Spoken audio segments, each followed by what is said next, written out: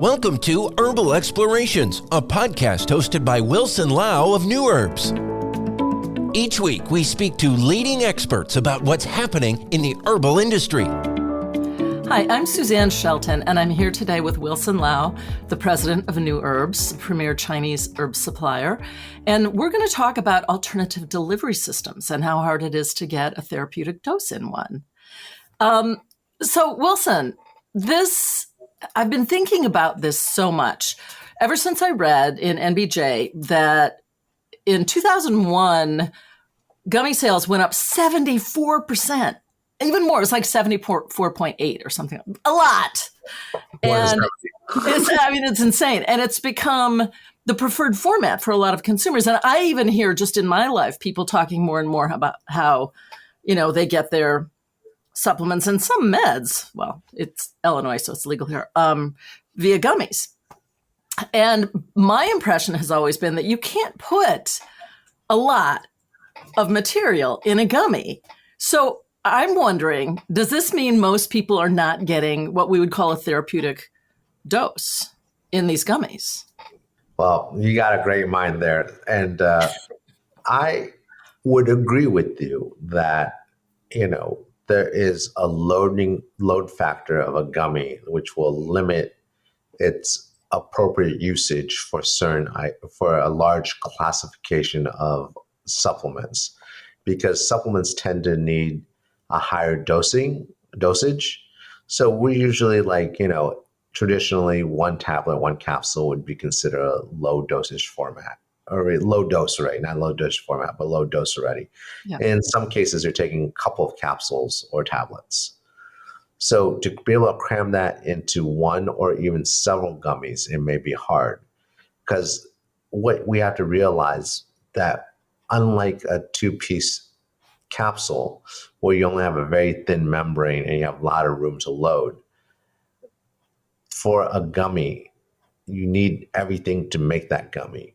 So you need gelatin, you need sugars, or sugar replacement, flavors, colors, and that takes up a portion of that gummy. So that only leaves roughly a third of the gummy left for other things. And you can take multiple gummies, right? But then it's a problem of getting to an efficacious dose. Would be saying you might have to take a handful of gummies instead of one or two. For some things that are low dosage, like melatonin, where you may need 3, somewhere between 1 to 5 milligrams, depending on how much you want to get. You can get that in one gummy pretty easily. Something maybe a little bigger, like CBD, you might need 1 or 2 gummies, depending on your strength specifications. But also you have to remember that whatever you're doing has to also taste good. So the more bitter the herb or botanical you're trying to put in the gummy, probably less of it you could put per gummy, because otherwise you'll just have a very bitter gummy. Yeah. And one of the things that we under Nuherbs, under our Bespoke Extract programs works on is making ingredients and extracts specific for our brand's use, whether it be in a gummy or other low dosage formats. Because I think the key really is that, okay, how do you keep it tasting good, but increase the strength of the ingredient so you can take less gummies or less of something? So for example, we'll go to our Hello Dream sleep strip, where we condense basically 3 grams or 2 grams into 30 milligrams. So it's one of those things that is possible, but it's not possible for everything. Right. Okay. So, and I know that those work because I'm a fan of your sleep strips. So there then are, I'm sure it won't work for everything, but it does make sense that we want to give the consumers the benefits they're looking for when they buy a dietary supplement product. Otherwise, why would they buy it again? Mm-hmm. This is a technical problem then. So are there specific popular ingredients that are just not gummy compatible no matter what in people's minds that can actually be made compatible? Are there ways to... I think most botanicals, using a stock specification, especially when it comes to whole herbalism, probably is not suitable for botanical as of today. But through ingredient development, you can for a gummy, right? So you can make it more concentrated while trying to, and knowing that it still tastes relatively good, right?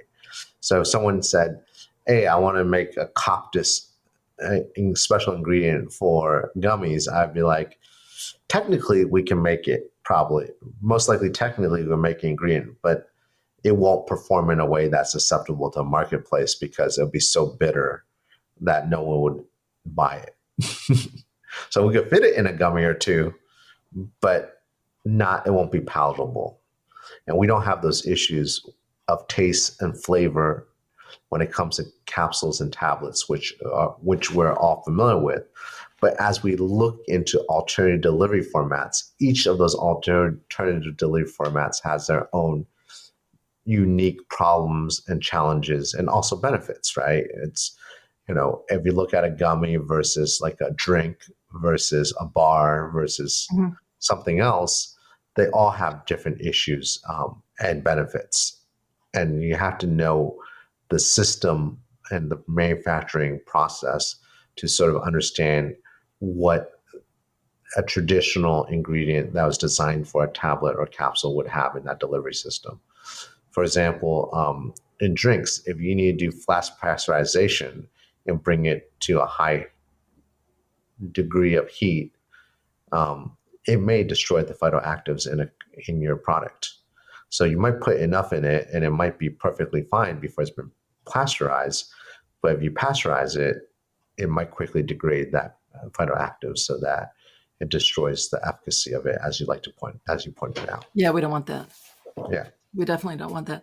All right. So I'm just fascinated by the technical aspects of this. So if you've got some herbs that they would just be too bitter, or the flavor profile, if you were to ultra concentrate them, as you do with your bespoke things, bespoke extracts, it just would not work because it wouldn't be palatable because you can't fit enough masking flavors in there. But I'm assuming there are others, because there's a lot of herbs that taste pretty darn good, or if you've been using herbs as long as both you and I have, there's things that the first time we tasted them were awful, but now they're like, oh, good, valerian, I'm going to be able to sleep, or whatever. Yeah. So what about that? So there are some botanicals that you can do this with. No, there's a lot of botanicals that you can do, right? And I think the key is finding an expert, right? That is not only technically can do the work, but also knows the herbs and profile in the marketplace to say, this would be a great herb, that would not be a good herb to do. And I think that's where we bring our expertise in as herbal specialists, is that we understand, what the herbs would do, what they taste like, what they smell like, and any of those problems that could come about, and sort of bring them to the forefront in the beginning of that custom process, right? Because you're investing time and effort to do something, and we want to increase the chance of success at the highest rate possible. So I think, for example, I'll give you an example, is like, if you want to do something like a gummy, right? Do you need to go into extract format, or can you get a liquid format that tastes good and be able to deliver it, and you could use it as a flavor and color in the gummy and then supplement it with something else? There's a lot of different ways to slice it, right? And I think it's, you have to understand the systems and the matrices that you're using and going into, and understanding what is efficacy and how do you get to efficacy and how it's measured. So I think the key really is knowing the alternative delivery format from a technical perspective, right? Then knowing the herbs and the herbal side from a technical perspective, and then knowing the organoleptic to match the market side of things. So it's really a complex, multiple layer matrix that we're working with. Got it. So you don't make the gummies, but you make the gummies effective. Yeah, right. Got it. No, that's really fascinating that they can be made I mean, because I always worry about consumers not getting what they expect when they buy our products, and it's just fascinating to think about, that you can actually guide people through the process of making, an effective amount in a gummy. But what about other like candy takeoff formulas? Will there ever be like hard candy supplements? Yeah, I think so. Anything that's ingestible that is not a caloric part of your diet is supposed to be able to be a delivery system, right? So if it's a meal, right, if you want them to eat a frozen TV meal, or this, for example, was a horrible example because no one in our industry likes frozen and TV meals, but it is a possibility, and that wouldn't be a supplement, but a hard candy, a soft candy, I know other types of confectionaries, baked goods could even be it. If it was a small baked good, it wasn't meant to be for nutrition, right? Think about like little treats that might be small enough that it doesn't really impact your caloric intake. So I think there's a lot of different ways to do it. And beverages, right, was very hot a couple of years ago, right? It seems like we have a cooler full now of functional drinks at the grocery store. So I think, each of these new delivery formats has their own issues. And I think what we need to think about as an industry, especially as people are looking past capsules and tablets, is most of the ingredients developed for supplements was developed for that format, and it may not be suitable for the format that you want to replace capsules and tablets with. Right. So you need to work with experts like you who can make it fit in a new format, who know how to move the material around. But I mean, think about dog treats. All of their supplements are in treat form. Yeah. Well, the animal market is one of the up and coming markets is booming, right? It's growing by multiples per year, right? It's just amazing how much money people are willing to spend on their pets. Oh, they're really your family members. My Chihuahua has a cardiologist. Let's talk about how much money people will spend on their pets. Exactly.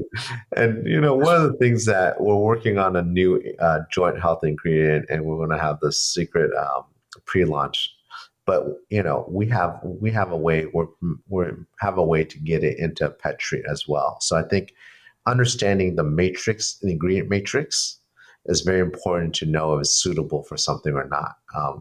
Because a lot of these pet treats on the dog side of things and the pet side of things is that they're cooked treats. So they actually have protein and other things in it, and it requires it to be cooked. And it's not like a treat like we think about it, right? That's true. So heat is very essential part of the process, and heat is almost the enemy of a lot of our ingredients in the nutraceutical industry and botanical industry.